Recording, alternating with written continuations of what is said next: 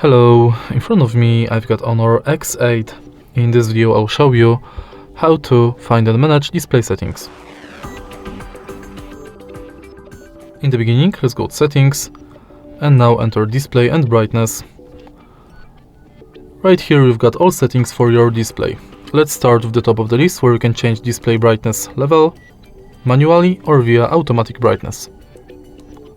Then you can change color temperature of the display between default, warm and cool. Next, you can change sleep timeout between 15 seconds, 10 minutes or never. And then we can change eye comfort intensity. We can schedule it or enable all day. Next, you can enable or disable ebook mode, dark mode, that you can schedule and enable all day. Then you can change text and display size, text style,